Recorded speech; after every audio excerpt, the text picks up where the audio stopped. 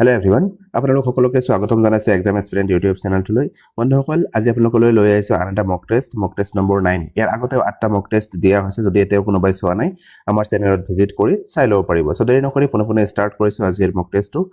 আৰু চাব, প্ৰথমে আপোনালোকে নিজে পঢ়ি আনসাৰবোৰ দিবলৈ চেষ্টা কৰিব আৰু শেষত নিশ্চয় জনাব আপোনালোকৰ কিমানটা শুদ্ধ হৈছে। আৰু চাব, ইমান কষ্ট কৰি আপোনালোকলৈ এই আগবঢ়াই আছো মই। এতিয়া মই চাওঁ বহুতে কি কৰিছে চাইছে, কিন্তু চেনেলটো সাবস্ক্ৰাইব কৰা নাই। সো যিবোৰে সাবস্ক্ৰাইব কৰা নাই আপোনালোকে সাবস্ক্ৰাইব কৰি ৰাখিব এনেকুৱা ধৰণৰ ভিডিঅ' পাই থাকিবলৈ। আৰু যদি ভিডিঅ'বোৰ ভাল পায় লাইক আৰু শ্বেয়াৰ নিশ্চয় কৰিব। সো আজিৰ ভিডিঅ'টোৰ প্ৰথম কোৱেশ্চনত কি দি আছে চাব। ইয়াত কৈছে যে ওপৰে ওপৰে পঢ়া, স্কিমিং আৰু বিতংভাৱে পঢ়া, স্কেনিং হৈছে পঠনৰ দুটা উপকৌশল। তলত দিয়া কাৰ্য দুটাৰ ব্যৱহৃত উপকৌশলসমূহ চিনাক্ত কৰা। ইয়াত কৈছে যে ওপৰে ওপৰে পঢ়া বা স্কিমিং আৰু স্কেনিংৰ কথা কৈছে যে এটা হৈছে বিতংভাৱে পঢ়া আৰু এটা হৈছে ওপৰে ওপৰে পঢ়া। স্কেনিং আৰু স্কিমিং এই দুটাই কি হয়, পঠনৰ দুটা উপকৌশল হয়। আৰু এই উপকৌশল দুটাৰ বিষয়ে দুটা কাৰ্য দি আছে। এই কাৰ্য দুটাৰ কোনটোৰ ভিতৰত পৰিব আমি ক'ব লাগে, কোনটো স্কেনিংত পৰিব বা কোনটো স্কিমিংত পৰিব ক'ব লাগে। ইয়াত চাব, কাৰ্য নম্বৰ 1ত কি দি আছে যে শিক্ষয়িত্ৰীগৰাকীয়ে শিক্ষাৰ্থীসকলক প্ৰতিটো অধ্যায়ত দিয়া তথ্য ব্যৱহাৰ কৰি তথ্যভিত্তিক প্ৰশ্নৰ উত্তৰ দিবলৈ কয়। ইয়াত কৈছে যে প্ৰতিটো এনেকুৱা ধৰণৰ মানে এজন শিক্ষয়িত্ৰী আছে, তেওঁ কি কৰিছে ছাত্ৰ ছাত্ৰীসকলক প্ৰতিটো অধ্যায়ত দিয়া তথ্য ব্যৱহাৰ কৰি, মানে অধ্যায়ত কেনেকুৱা ধৰণৰ তথ্য দিছে সেই তথ্য ভিত্তিক কি কৰিবলৈ দিছে, প্ৰশ্নবোৰৰ উত্তৰ কৰিবলৈ দিছে। এই যেনেকুৱা ধৰণৰ কৰিবলৈ দিলে মানে তথ্যভিত্তিক যেতিয়া উত্তৰ দিবলৈ কোৱা হৈছে, তাৰ কাৰণটো কি, ইয়াত কি কৰা হৈছে মানে যি পাঠত যি বস্তুখিনি দিয়া আছে সেইখিনি তেওঁলোকে মানে তথ্যভিত্তিক চাব লাগিব ন, স্কেন কৰি চাব লাগিব বস্তুখিনি ক'ত কি আছে, তেতিয়াহে তেওঁলোকে তথ্যভিত্তিক দিব পাৰিব। মানে বস্তুখিনি একেবাৰে ডিটেইলছত মানে কি আছে ক'ত কি আছে মানে তথ্যখিনি চাই যাব লাগিব, তাৰপিছতে এইখিনি উত্তৰ দিব পাৰিব। সো এইটো কোনটোৰ ভিতৰত পৰিব, এইটো আমি যদি চাব যাওঁ এইটো কিহৰ ভিতৰত পৰিব, স্কেনিংৰ ভিতৰত পৰিব বা বিতংভাৱে পঢ়া। যেতিয়া বিতংভাৱে পৰিব তেতিয়াহে এইবোৰ তথ্য কি ক'ত কি আছে সেইখিনি মানে তেওঁলোকে বিচাৰি পাব আৰু তাৰ এনসাৰ দিব পাৰিব। তাৰপিছত 2ত কি কৈছে চাব যে শিক্ষয়িত্ৰীগৰাকীয়ে শিক্ষাৰ্থীসকলক প্ৰতিটো অধ্যায়ৰ মূল শিৰোনামসমূহ পঢ়ি উপন্যাসখনৰ কাহিনীভাগৰ সাৰাংশ তৈয়াৰ কৰিবলৈ কৈছে। তাৰপিছত 2 নম্বৰত কৈছে যে তেওঁলোকক এটা পাঠ পঢ়িবলৈ দিছে বা তাৰ শিৰোনামটো কি হয়, মানে অধ্যায়টোৰ আগতে শিৰোনাম এটা দিয়া থাকে ন, নামটো দিয়া থাকে, সেই নামটোৰ পৰা কি কৰিবলৈ দিছে, তাৰ ভিতৰত কেনেকুৱা ধৰণৰ বস্তু আছে সেইখিনি কাহিনীভাগৰ সাৰাংশ তেওঁলোকক তৈয়াৰ কৰিবলৈ দিয়া হৈছে। সো আমি নিশ্চয় পাইছো স্কিমিং মানে কি হয়, যেতিয়া আমি কোনো এটা পাঠৰ সাৰাংশ প্ৰস্তুত কৰিম বা তাত মূল কথাখিনি কি আছে সেইখিনি আমি বিচাৰি উলিয়াম, তাকে আমি কি বুলি ক'ব পাৰো, স্কিমিং বুলি ক'ব পাৰো। সো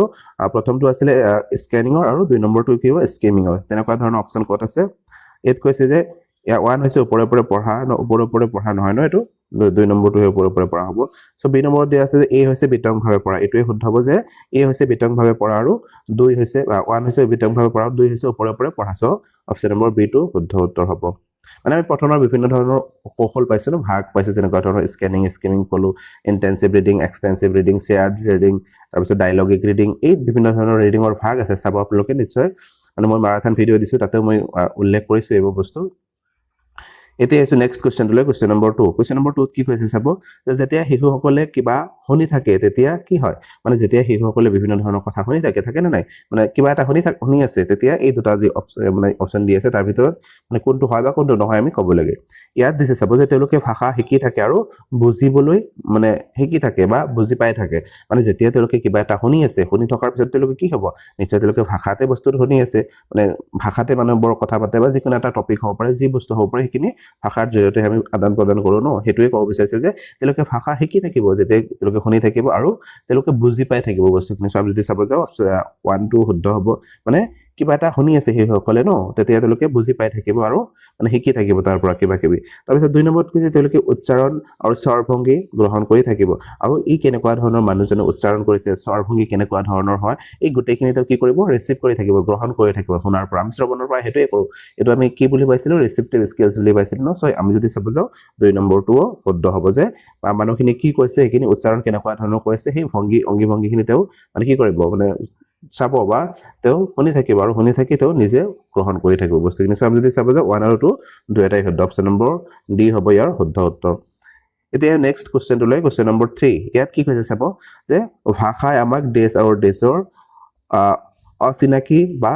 অজান পৃথিৱীলৈ লৈ যায়। মানে ভাষাই আমাক ক'ৰ পৰা ক'লৈ লৈ যায় সেইটো আমাক কৈছে ইয়াত কৈছে সমাজ আৰু কল্পনা আমাক ভাষাই সমাজৰ মাজলৈ লৈ যায় নেকি মানে ভাষাৰ জৰিয়তেহে আমি সমাজৰ মাজত বাৰ্তালাপ কৰোঁ বা সমাজৰ লগত আমি কথোপকথন কৰোঁ সো আমি যদি চাব যাওঁ ভাষাই আমাক সমাজৰ মাজলৈ লৈ নাযায় আমি কি কৰোঁ ভাষা আমি সমাজৰ মাজলৈ লৈ যাওঁ বা আমি সমাজৰ মাজলৈ গৈ ভাষা মানে আদান প্ৰদান কৰোঁ তাৰপিছত কৈছে কল্পনা আমি যদি চাব যাওঁ কল্পনাটো শুদ্ধ হ'ব ভাষাই আমাক কল্পনাৰ জগতলৈ লৈ যায় নে নাই আমি কিবা এটা শব্দ কৈছোঁ বা কিবা এটা কথা মানে কোৱা হৈছে যেতিয়া বাক্য এটা কোৱা হৈছে সেই বাক্যটো কি হয় কেনেকুৱা ধৰণৰ হয় মানে যদি তেনেকুৱা ধৰণৰ হয় আৰু মানে কিবা এটা ৰহস্যময় তেনেকুৱা ধৰণৰ বাক্য থাকিব পাৰে সেই আমাক কি কৰিব কল্পনাৰ জগতলৈ লৈ যাব ইয়াৰ মূল কি হয় বা ইয়াত কেনেকুৱা ধৰণৰ হয় সাপোজ মানে ঈশ্বৰ বা ভগৱান বুলি কোৱাৰ লগে লগে বা আল্লাহ বুলি কোৱাৰ লগে লগে আমি দেখা নাই কেতিয়াও আমি চিন্তা কৰি থাকোঁ তাৰ বিষয়ে যে কেনেকুৱা ধৰণৰ হয় বা কি হয় কেনেকুৱা ধৰণৰ ইমান মানে আমাক সৃষ্টি কৰিছে বনাইছে এই তেনেকুৱা ধৰণৰ আৰু মই কৈছোঁ উদাহৰণ দিছোঁ এটা সো তেনেকুৱা ধৰণৰ কল্পনাৰ জগতলৈ নিশ্চয় লৈ যাব তাৰপিছত কৈছে জ্ঞান আৰু সমাজ আমি যদি চাব যাওঁ জ্ঞান হ'ব ভাষাৰ জৰিয়তে আমাৰ কিন্তু সমাজটো এগেইন আহি গৈছে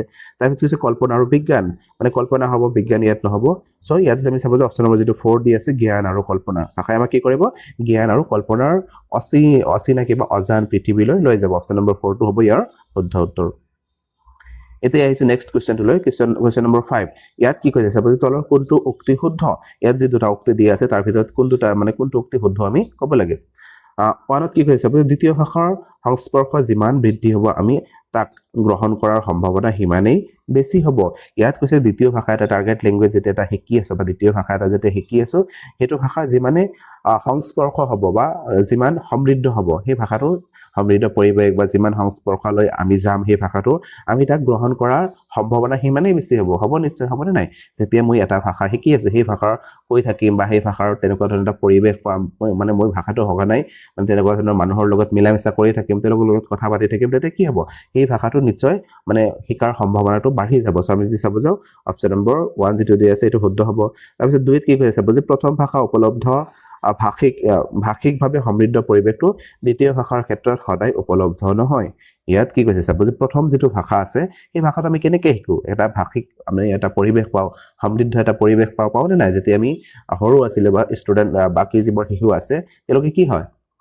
জন্ম লাভ কৰাৰ পিছত তেনেকুৱা ধৰণৰ এটা পৰিৱেশ পাইছে আৰু এই পৰিৱেশৰ পৰা তেওঁলোকে কি কৰিছে ভাষাটো নজনাকৈ তেওঁলোকে একো কষ্ট নকৰাকৈ ভাষাটো অৱচেতনভাৱে শিকি গৈছে নে নাই ঠিক তেনেকুৱা ধৰণৰ কৈছে যে দ্বিতীয় ভাষা আমি যেতিয়া এটা শিকোঁ এই দ্বিতীয় ভাষা এটা শিকাৰ ক্ষেত্ৰত আমাৰ ঠিক তেনেকুৱা ধৰণৰ পৰিৱেশ আমি নাপাবও পাৰোঁ মানে পাবও পাৰোঁ নাপাবও পাৰোঁ তেনেকুৱা ধৰণৰ কৈছে ইয়াতে দ্বিতীয় ভাষাৰ ক্ষেত্ৰত সদায় উপলব্ধ নহয় মানে সদায় উপলব্ধ নহয় মানে কি আমি কেতিয়াবা উপলব্ধ হ'বও পাৰে কেতিয়াবা নহ'বও পাৰে সো এইটোৱে বুজাইছে সো আমি যদি চাব যাওঁ 2 নম্বৰ অপশ্যনটো শুদ্ধ হয় যে প্ৰথম ভাষা শিকাৰ ক্ষেত্ৰত যেনেকুৱা ধৰণৰ আমি সমৃদ্ধ পৰিৱেশ এটা পাওঁ সেকেন্ড ল্যাঙ্গুৱেজটো শিকাৰ ক্ষেত্ৰত তেনেকুৱা ধৰণৰ আমি সদায় নাপাওঁ বা নাপাবও পাৰোঁ সো অপশ্যন নম্বৰ 1 আৰু 2 দুয়োটাই শুদ্ধ হ'ব তেনেকুৱা ধৰণৰ অপশ্যন ক'ত আছে অপশ্যন নম্বৰ ডি 1 আৰু 2 দুয়োটাই শুদ্ধ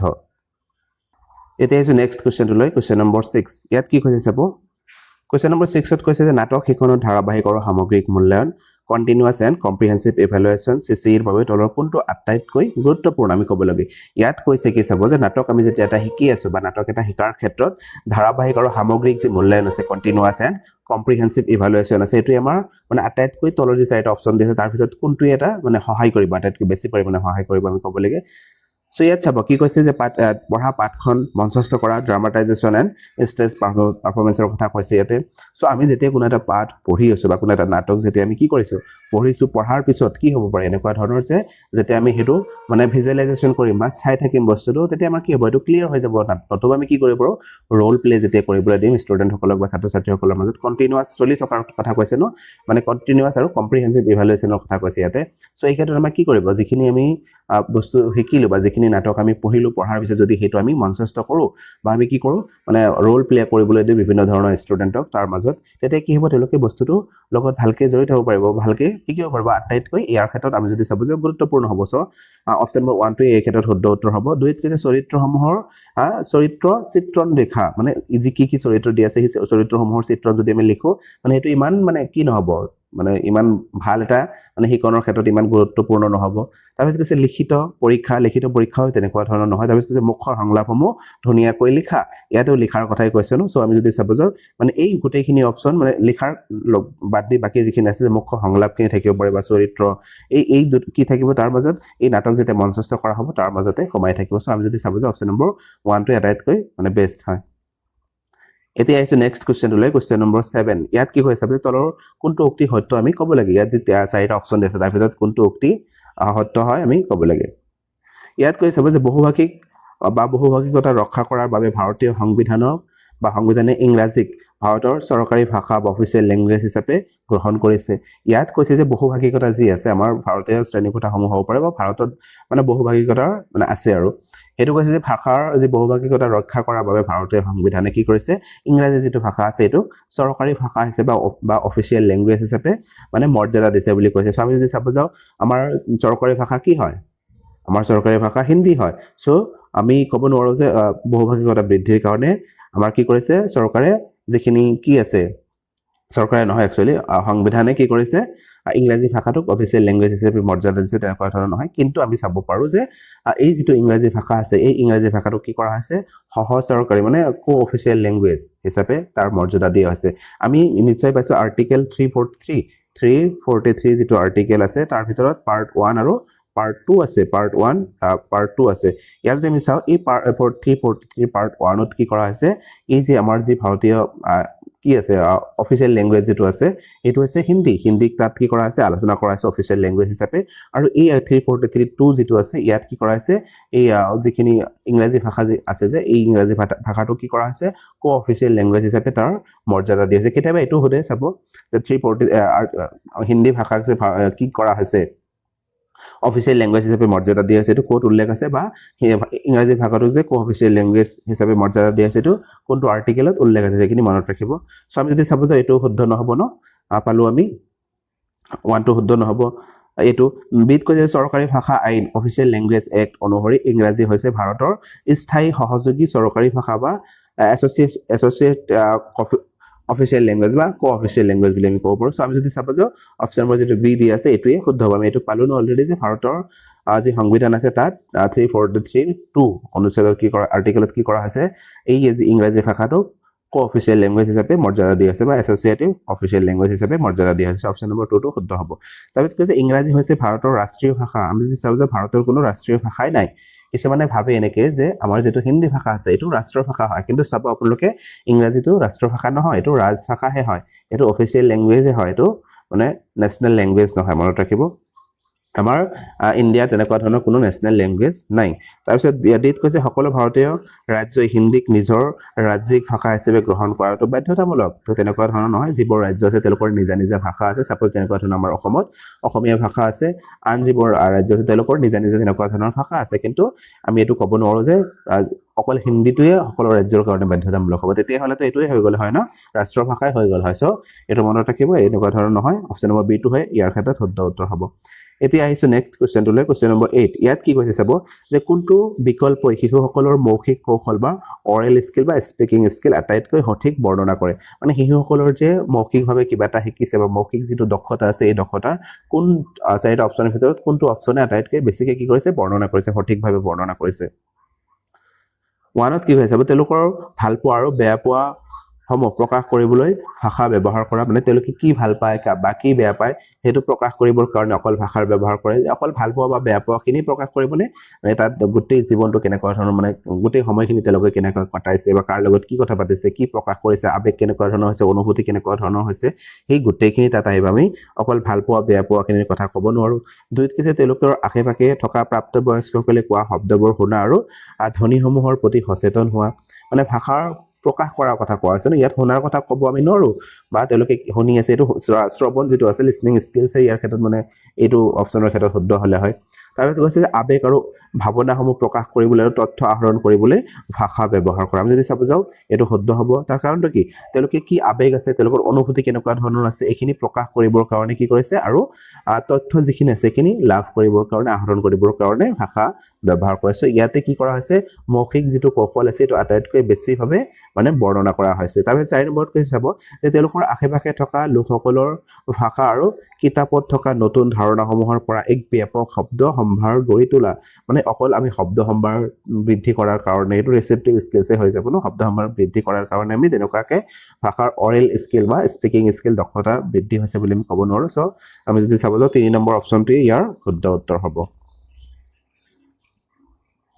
এতিয়া আহিছো নেক্সট কুৱেশ্যনটোলৈ কুৱেশ্যন নম্বৰ 9 ইয়াত কি কৈছে চাব কুৱেশ্যন নম্বৰ 9ত কৈছে যে শিক্ষাৰ্থীসকলে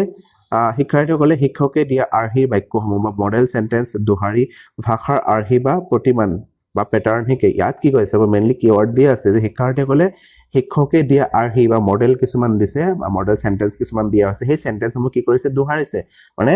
ৰিপিটেডলি তেওঁলোকে বাৰে বাৰে পঢ়ি আছে বা কি কৰি আছে শুনি আছে তেনেকুৱা ধৰণৰ শুনি শুনি কি কৰিছে এই ভাষাৰ আৰ্হি তেওঁলোকে গঠন কৰিছে বা সেই বাক্যখিনি তেওঁলোকে শিকিছে বা মুখস্থ কৰিছে ড্ৰিল আৰু প্ৰেক্টিচ কৰিছে তাৰ পিছত কৈছে যে তেওঁলোকৰ বাক্যবোৰ মুখস্থ কৰে আৰু সঠিকভাৱে অনুশীলন বা ড্ৰিল কৰে আৰু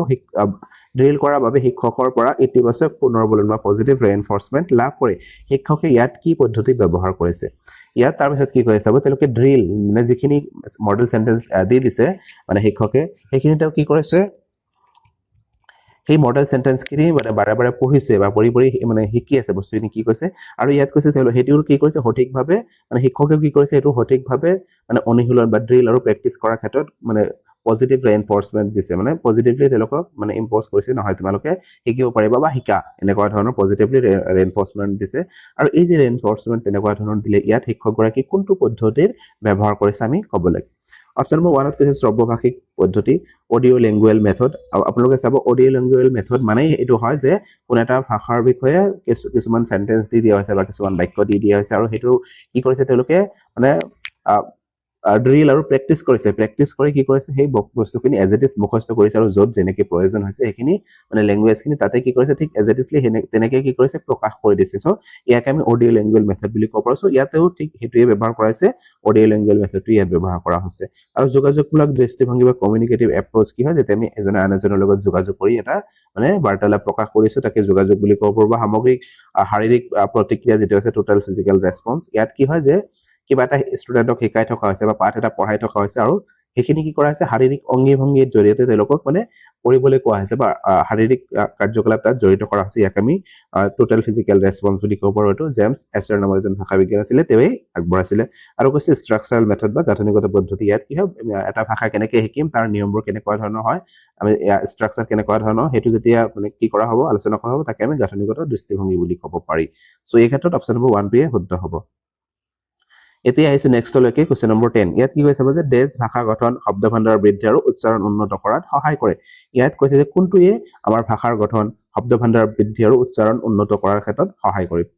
অপচন নম্বৰ 1 কৈছে যে আজৰি সময়ৰ কাৰ্যকলাপ আমি আজৰি সময়ত কেনেকুৱা ধৰণৰ কাৰ্যকলাপ কৰি হেখিনি আমাৰ ভাষাৰ গঠন শব্দ ভাণ্ডাৰ বৃদ্ধি কৰিব পাৰিব জানো দুইত কৈছে ভ্ৰমণৰ কাৰ্যকলাপৰ কথা কৈছে তিন কৈছে সৌন্দৰ্য আৰু সাংস্কৃতিক বিকাশ আৰু 4 নম্বৰত কৈছে সাহিত্যিক কাৰ্যকলাপ আমি যদি চাব যে সাহিত্যিক কাৰ্যকলাপটো হ'ব শুদ্ধ উত্তৰ তাৰ কাৰণটো কি আমি যেতিয়া সাহিত্যিকভাৱে কাৰ্যকলাপ কৰিম ন সাহিত্যিক মানে কি আমি তাত লিখিত এটা ভাষা আছে যিখিনি আছে পঢ়িব পাৰো বা শুনিব পাৰো বা কি কৰিব পাৰো আমি লিখিব পাৰো বা ক'ব পাৰো তেনেকুৱা ধৰণৰ মানে যেতিয়া আমি ভাষাৰ ব্যৱহাৰ কৰিম তেতিয়া কি হ'ব ভাষা গঠন শব্দ ভাণ্ডাৰ আৰু আদি আমাৰ বৃদ্ধি পাব আৰু উচ্চাৰণ আমাৰ উন্নত হ'ব ভালকে আমি উচ্চাৰণ কৰা শিকিম অপচন নম্বৰ 4 টো হ'ব ইয়াৰ শুদ্ধ উত্তৰ এতিয়া আহিছে নেক্সট কোৱেশ্চনলৈ কোৱেশ্চন নম্বৰ 11 ইয়াত কি কৈছে চাব ইয়াত কৈছে বিভিন্ন পৰিয়ালৰ ভাষাসমূহৰ মাজত হোৱা ভাষিক আদান-প্ৰদান বা লিংগুইষ্টিক এক্সচেঞ্জ পৰিণাম তলৰ কোন কেইটা ইয়াত কৈছে যে ভাষাৰ কি হয় বিভিন্ন পৰিয়ালৰ ভাষাসমূহৰ মাজত ভাষিক আদান-প্ৰদান যি কৰা হয় ইয়াৰ ক্ষেত্ৰত মানে কোন কেইটা শুদ্ধ হ'ব আমি ক'ব লাগিব ইয়াত অপচন নম্বৰ 1 ত কৈছে প্ৰতিধ্বনি শব্দ বা ইকো ৱাৰ্ড হয় ন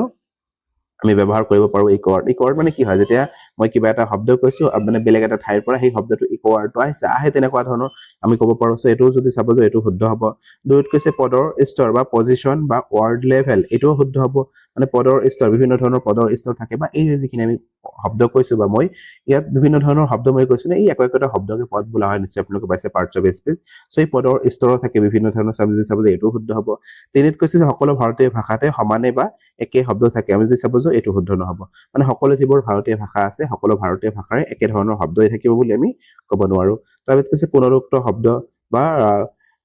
ৰিডুপ্লিকেট ৱাৰ্ড বা পুনৰুক্তি শব্দ বুলি আমি এনেকুৱা ধৰণৰ ক'ব পাৰো যে এটা শব্দ দুবাৰ তেনেকুৱা ধৰণৰ ব্যৱহাৰ কৰা যেতিয়া ধৰণ আমি ক'ব পাৰো দিনে দিনে ভাল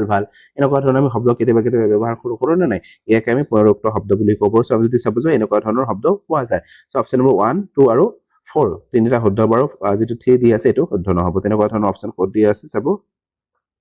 লাষ্টটো দি আছে 1 2 আৰু আচ্ছা ইয়াত 1 2 আৰু 3 দি আছে ন 1 2 আৰু 4 যে সি নম্বৰটো হ'ব যে 1 2 আৰু 4 এটো অপচন শুদ্ধ মানে শুদ্ধ হ'ব এতিয়া আছে নেক্সট কোৱেশ্চনলৈ কোৱেশ্চন নম্বৰ 12 ইয়াত কি কৈছে চাব যে এগৰাকী আইতাকে ইয়াত চাব এগৰাকী আইতাকে বা নানী বা দাদী হ'ব পাৰে বা নিজৰ ঘৰত সৰু ল'ৰা ছোৱালীবোৰক কিতাপৰ পৰা সাধু কথা পঢ়ি শুনাবলৈ ভাল পায় মানে আইতাক এগৰাকী কি কৰিছে নানী বা দাদীয়ে মানে নিজৰ ঘৰত যিখিনি ল'ৰা ছোৱালী আছে সেইখিনি কিতাপৰ পৰা সাধু পঢ়ি শুনাই কি কৰিছে ভাল পায় তেনেকুৱা ধৰণৰ মানে এগৰাকী তিৰোতা হয় যে এইদৰে তেওঁলোকৰ কিতাপ আৰু নতুন ধাৰণাসমূহৰ সৈতে পৰিচয় কৰায় এইদৰে কি কৰিছে কিতাপৰ লগতে নতুন নতুন ধাৰণাৰ সৈতে তেওঁলোকক পৰিচয় কৰায় এই যিখিনি